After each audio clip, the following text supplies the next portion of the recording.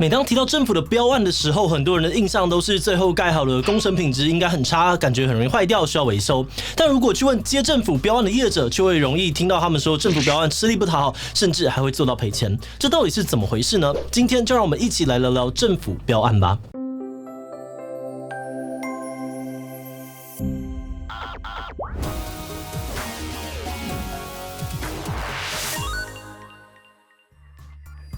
Hello， 大家好，我是志奇。我们从小到大使用过的各种公共服务，包含像是学校的营养午餐、平常搭乘的捷运跟高铁，到做资源回收的清洁人员，都是以政府标案的形式外包给民间的厂商来负责这项工作。不过，我们也常常会看到或者是听到有些做政府标案的人会抱怨，政府的标案常常会有很多奇怪的状况，例如履约的期限超级赶，又或者是政府内部的潜规则，使得他们没有办法施展专业。在这样的情况之下，就算厂商拼命的帮政府做事，做出来的成果却常常不尽理想，像是很多公共工程的标案，施工的品质就不是太好，有时甚至会因为厂商做不下去，最后留下难以收拾的烂尾楼。究竟为什么政府标案常常会成为厂商的噩梦呢？今天我们会先简单的介绍一下政府标案的整个流程，再来讨论政府标案似乎很难做好的因素，以及如果想要改善这些问题，有哪些可能方向。不过在开始之前，按照惯例，先进一段工商服务时间。圣诞节还在烦恼要送小朋友什么礼物吗？你可以考虑送他未来需要的能力当礼物。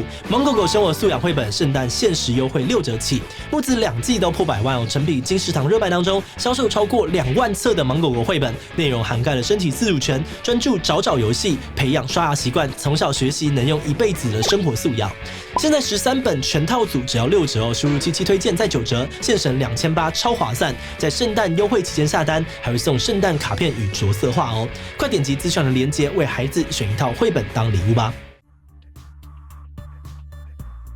政府标案的流程大致可以分为投标、评选、执行、结案等4个阶段。第一阶段投标呢，由需要进行采购的机关会将要购买的物品或是需要的服务写成一份需求书，并统一公告在政府电子采购网上，这就是所谓的公开招标。基本上大部分的政府标案都是经由公开招标的流程来进行的。那如果想要接这项标案的厂商，就可以从这个网站上面下载需求书，开始规划预计的服务内容，准备投标会用到的文件。所有的文件都备妥以后，就会送到采购机关去审查，而接着就进到第2阶段评选。机关确认厂商的资格没问题以后，会依照各家厂商的报价、内容或者简报决定出得标的厂商。之后就进到第3阶段执行，得标厂商就要根据规划去实现说好的服务内容。而最后经过第4阶段的验收结案以后，厂商才能够拿到完整的款项。基本上接政府标案的优点是，只要按时完成工作，就可以准时拿到款项，不用怕被欠钱。也有人说，只要厂商前几次做的不差，之后再拿到同样案子的几率也很高，可以成为一项稳定的收入。但实际上在很多人的经验里面，政府标案每一个流程当中都存在一些问题，使得实务上面很难把事情做好，常常导致最后做出来的成果品质并不理想。第一个可能出问题的地方就是标案的需求书。通常每个标案都会由一个基层公务员来担任承办人，负责处理每个阶段大大小小的工作。前面提到的标案需求书也是由他们负责撰写。可是这对于一些承办人员来讲，他们不一定熟悉案子涉及的技术和知识。比如说呢，某机关希望厂商能帮忙设计一个 App， 承办人如果没有资讯相关的背景，对市场价格也不是很了解的话，很可能导致编列的费用过低，或是开出不合理的功能需求。而在这样的情况之下，常常会让投标厂商觉得这是不可能的任务。但是厂商们也常常会因为不想要得罪需求机关，而选择这个不反映问题，硬着头皮做完。结果不但没有赚到什么钱，还有可能呢让承办人误会说这份需求书实务上是可行的，之后案子也继续的沿用，让标案很难执行的状况持续的发生。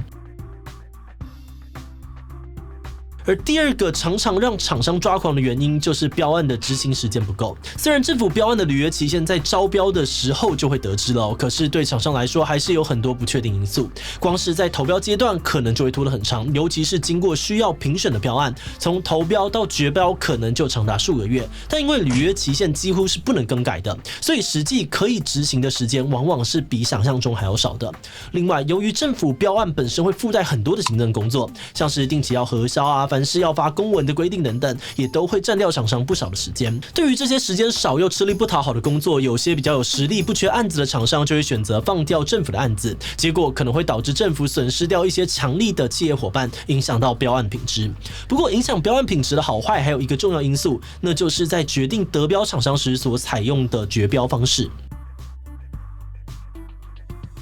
一般政府标案当中呢，最常见的决标方式就是最低标，也就是投标者当中报价最低的厂商就可以得标。这种方式的好处是规则单纯，决标速度也快，而这也是很多承办人员会选择的一种决标方式。尤其在工程类的标案上面，最低标更是一种长年以来的惯例。很多厂商虚假竞争，把预算砍到见骨，到执行的时候钱不够用，最后倒闭留下烂尾楼。事实上呢，在采购法当中还有另外一种决标方式，叫做最有利标。这种方式不以价格为唯一的考量而是综合考虑厂商的资历啊、创意、品质等因素之后，选出最适合执行的厂商，所以会多出一个评选会议的流程，由机关邀请学者专家来担任评审委员，就厂商简报的内容来评分，之后还要经过议价程序才会确定得标者。简单来说，最有利标呢，可以让采购机关根据案子的性质来做最适合的厂商选择。但是既然有这么有弹性的决标方式，为什么承办人员却很少选择最有利标呢？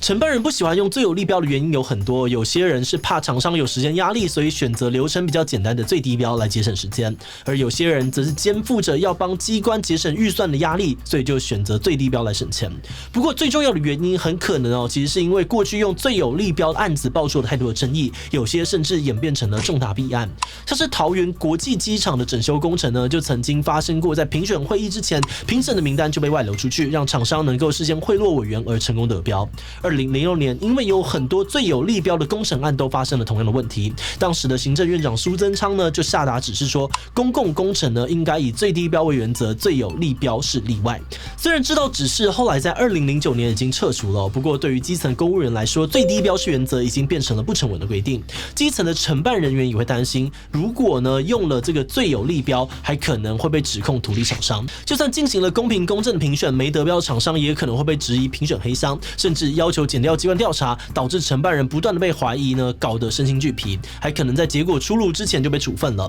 因此会尽量避免使用最有利标。而这一连串的效应呢，也让政府采购案越来越保守，怕多做多错，惹得一身腥。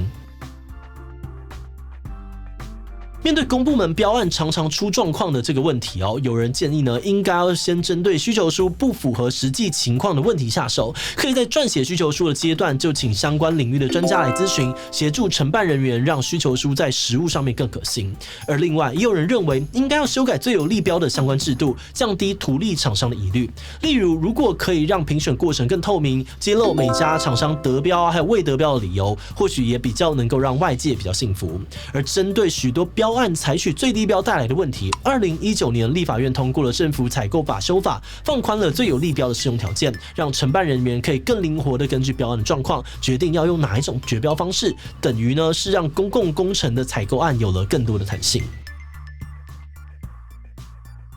研究完这个议题之后呢，越来越能够理解做政府标案的人还有标案的承办人员真的都很不容易。做政府标案的人呢，不但要把案子做好，还得应付很多不在计划内的状况；而承办人员则是要在采购法的规范之下，完成标案大大小小的各种行政工作。很多人都说政府的标案会这么难做，是因为采购法的僵化。不过在修法之后，虽然承办人员获得了更多的弹性，但偏向保守的风气似乎没有太明显的变化。不能否认，政府的标案从以前到现在出过问题的次数很多，但也必须要说，其实政府单位里面还是有很多努力要把事情做好的公务员。我们觉得这很有可能跟公部门的职场文化有些关系，因为承办人员还是有可能会因为怕被外面指控贪污而选择比较保守的做法。要怎么样平衡防弊需求，又能够让基层的承办人员不用担心外部的压力，真的是值得我们进一步思考的问题了。那虽然我们今天这集大致整理出了几个症结点，但因为篇幅的关系，无法涵盖到政府标案和采购法的所有面向，所以也欢迎大家在下面的留言区帮忙补充，或是分享自己的相关经验哦。